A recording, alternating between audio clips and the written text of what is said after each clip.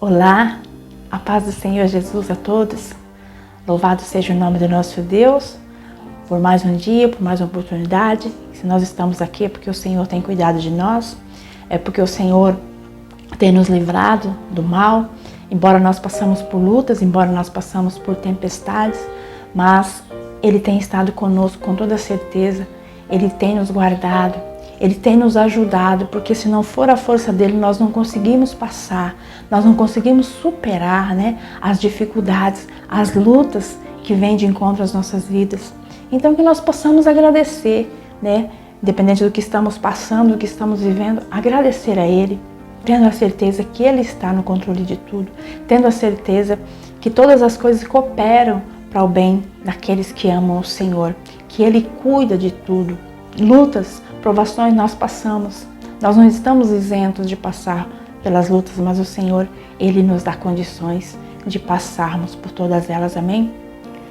O Evangelho de Jesus Cristo no livro de Mateus, no capítulo 26, versículo 30, diz que depois que eles cantaram um hino, saíram para o Getsêmani.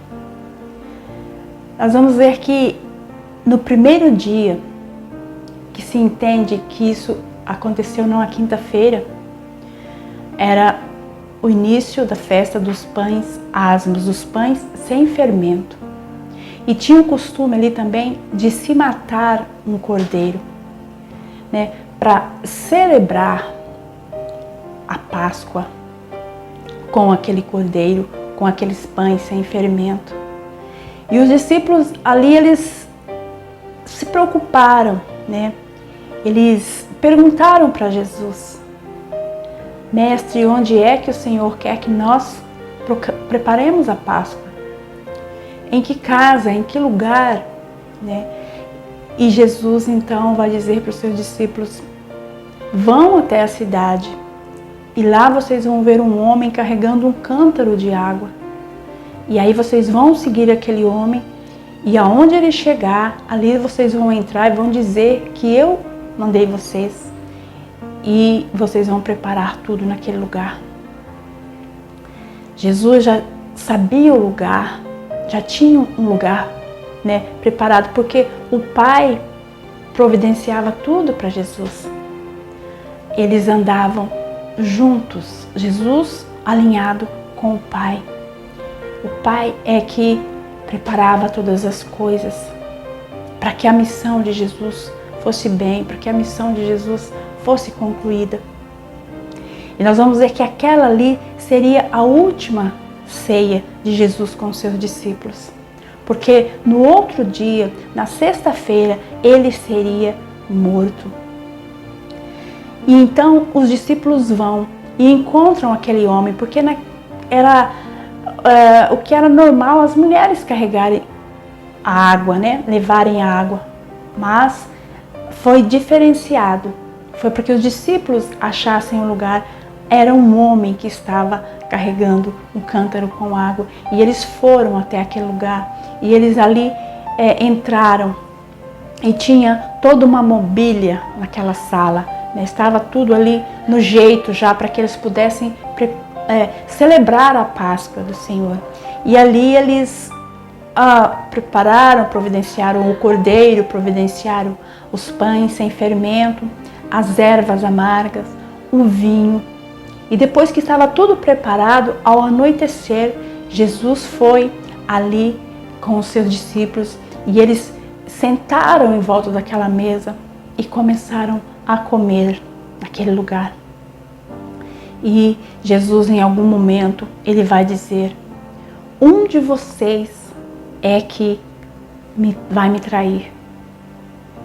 E vamos entender que neste momento, aquele clima de celebração mudou a partir daquele momento. Tudo começou a mudar. Os discípulos começaram a ficar tristes. Agora os seus semblantes estavam tristes por ouvir aquela palavra de Jesus. Imagina, eles que eram considerados os melhores amigos de Jesus, que estavam sempre juntos, que caminhavam juntos, que comiam juntos. Um deles iria trair o Senhor. Um deles iria entregar o Senhor. um começou a dizer, não sou eu, o outro também disse, não sou eu. E Judas, o próprio Judas, ele disse, não sou eu também. E Jesus disse para ele, é você que me trai.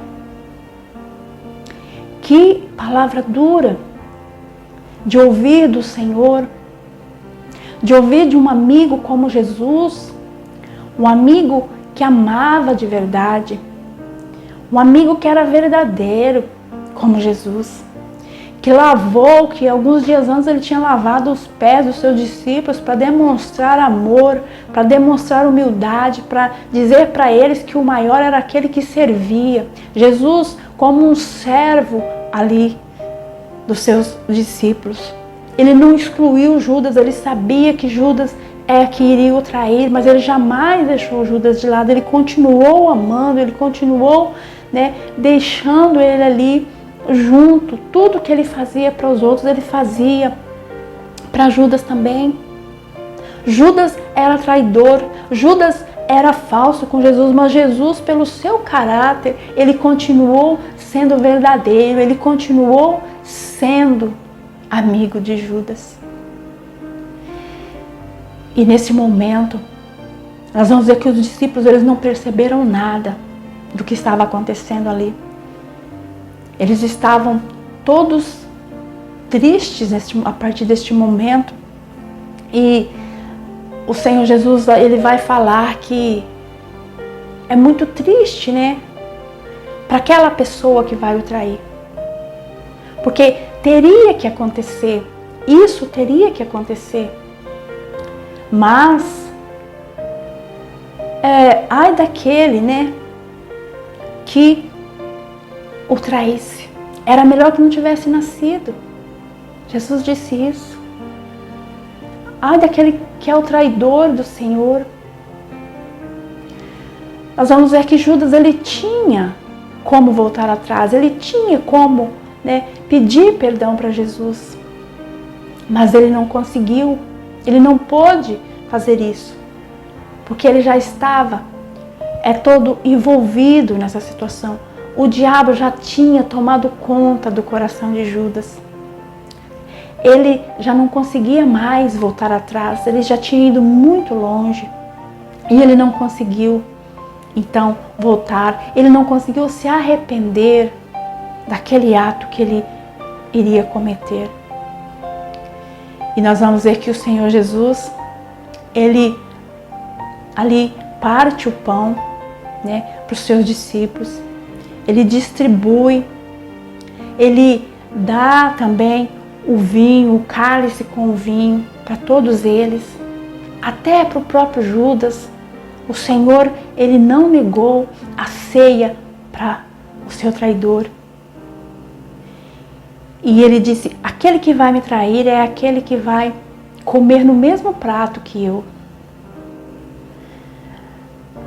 O Evangelho de João vai dizer que Jesus, ele molha o seu pão ali no seu cálice e dá para Judas. E após Judas comer, Judas então se retira da presença do Senhor. E depois que Jesus, ele ofereceu, ali o pão, o vinho para todos, que ele disse, esse é o meu corpo, esse é o meu sangue que é dado por vocês. Ele disse, para que seja feita uma nova aliança. Ali estava se formando, começando uma nova aliança.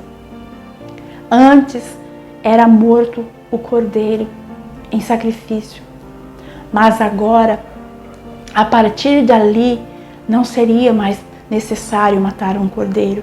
O próprio Jesus é que seria o cordeiro. Ele é que seria dado em sacrifício, em remissão dos pecados de toda uma humanidade, de todo um povo. Ele seria morto em prol de todos. A partir dali nós iríamos passar a celebrar, a morte, o sacrifício do Senhor Jesus. E nós vamos ver que no final de tudo, o Senhor, Ele cantou um hino ali com os seus discípulos. Cantou um hino antes de ir para o Getsemane, para ir para o lugar em que Ele seria traído, em que Ele seria entregue, levado pelos seus algozes, levado para ser morto. Injustamente, um inocente que Jesus era. Ele cantou um hino.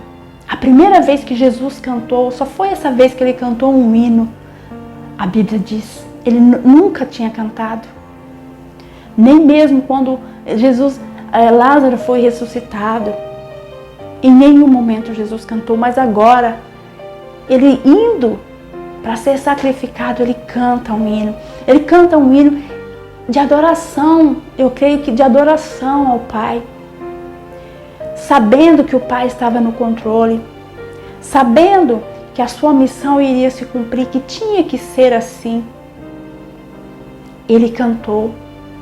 Muitas vezes nós estamos passando por um momento de luto, um momento de dor, e nós não conseguimos cantar um hino ao Senhor. Nós não cantamos, muitas vezes nós preferimos até praguejar, né? Dizer coisas, dizer para Deus que Ele não está presente, que Ele não está conosco, o porquê disso, o porquê daquilo. Muitas vezes nós questionamos ao invés de cantar ao Senhor, ao invés de ser gratos a Ele por Ele estar conosco, porque Ele passa conosco. E nós temos muitas vezes que passar por lutas, que passar pelas dificuldades. Nós temos que entender que Ele passa conosco. Quem nos dá força para passar é Ele. E nós temos que ser gratos por Ele nos dar condições de vencer, por Ele nos ajudar a levar a nossa cruz. Jesus cantou, Jesus foi capaz de cantar, e a partir de ali Ele foi. Ele levou os discípulos mais próximos, aqueles que eram mais íntimos dele, para estar ali com Ele no Getsemane, em oração. A Bíblia diz que Pedro, Tiago e João estavam com Jesus. E Ele disse, fiquem aqui e vigiem. Vigiem aqui comigo. Para que eles vigiassem, porque Jesus iria orar, falar com o Pai. Estava chegando os momentos, Jesus estava vivendo os últimos momentos da sua liberdade. Agora, Jesus iria ser entregue. Estava chegando o final da sua missão. Não era o final de tudo, era o começo de uma nova história, mas a sua missão estava terminando, estava sendo concluída. E Jesus vai orar. Ele ora ao Pai, e quando Ele volta ali nos seus discípulos, eles estavam desfalecidos, eles estavam dormindo, talvez pelo cansaço, talvez porque o peso estava muito grande, eles não estavam suportando. E Jesus disse, vocês não estão dormindo ao invés de estar aqui, ao invés de estar, né, intercedendo, né, estão dormindo. E Ele volta novamente a falar com o Pai. A Bíblia diz que em algum momento a aflição, a angústia de Jesus era tanta que caía pingos de sangue. Jesus suou sangue. De tão grande era aquela aflição. Por quê? Porque Ele iria morrer? Não. Não é porque Ele iria morrer. É porque o peso da morte era uma morte que Ele iria morrer por toda uma humanidade. Ele estava carregando o peso do pecado de toda uma humanidade, estava sobre Ele, pesando sobre Ele. Não era fácil para Jesus, não foi fácil, mas Ele suportou até o último momento. Jesus disse para o Pai, tudo te é possível, tu podes tudo, se possível for, passa de mim esse cálice, para que eu não beba esse cálice, porque Ele sabia o quão difícil seria, o quão doloroso seria. Jesus estava ali num momento muito angustiante, mas Ele disse também, não faça a minha vontade, que não seja feita a minha vontade, mas a sua vontade. Ele fazia em tudo a vontade do Pai. Será que nós fazemos também a vontade do Pai ao invés da nossa vontade? Será que nós dissemos para Ele, Senhor, se for possível, tira de mim, livra-me dessa situação, livra-me desse problema, mas contudo faça-se a Tua vontade? Será que é essa a oração que nós temos feito ao Deus? Será que nós temos aceitado as nossas dificuldades, as lutas que nós temos que passar? Sabendo que tudo que nós passamos contribui para o nosso bem, contribui para o bem daqueles que amam o Senhor, porque Ele está o tempo todo nos beneficiando, Ele está o tempo todo, cuidando, Ele está no controle de tudo na nossa vida, em todo o tempo. Se nós andamos com o Senhor, se nós o amamos, Ele está em todo o tempo no controle. Jesus foi massacrado, foi ali moído pelas nossas transgressões. Mas Ele não reclamou o tempo todo. Foi sereno. A Bíblia diz que Ele jamais reclamou. Foi como uma ovelha muda ao matadouro, sem abrir a boca, sem reclamar. Quantas vezes nós reclamamos de coisas que nos sobrevêm? Que nós possamos aceitar, seguir o exemplo de Jesus. Se queremos nos parecer com Ele, temos que seguir esse exemplo. Por mais que tenha situações que nós achamos que está demais, que está difícil, que está pesando sobre nós, mas nós podemos suportar, nós temos que entender que nós podemos suportar com a ajuda do Pai Todo-Poderoso, nós suportamos. Cristo levou todo o peso de uma humanidade, de toda uma humanidade, todo o pecado estava sobre Ele, pesado demais. O peso que nós levamos nem se compara ao peso que Jesus levou. Mas Ele, em tudo, Ele foi fiel ao Pai. Ele fez a vontade do Pai, que nós possamos também seguir esse exemplo. Seguir esse exemplo, o exemplo de Cristo. E que nós possamos entender que já passou, que esse momento já passou, que vai chegar um momento que nós vamos também cear com Cristo novamente. Nós vamos cear, mas vai ser na glória, vai ser lá no reino de Deus, porque Cristo disse que Ele iria preparar ali um banquete, Ele iria cear novamente ali com seus discípulos, depois no reino de Deus. A próxima ceia do Senhor Jesus conosco vai ser no reino. Nós nos preparemos para essa ceia, para estarmos com Ele. Enquanto estivermos aqui, vamos celebrando a morte, aquela morte de cruz de Jesus, que nós não nos esquecemos da morte dele em prol das nossas vidas, em prol para que nós pudéssemos ter vida em abundância, vida plena, uma vida eterna. Nós temos que sempre nos lembrar. Foi pedido para que nós nos lembrássemos, mas vai chegar um momento em que nós vamos estar face a face com Ele e vamos participar do grande banquete com o Senhor. Está chegando o tempo que nós possamos nos alegrar, saber que vai chegar o momento que nós vamos cear com o nosso Senhor. Amém?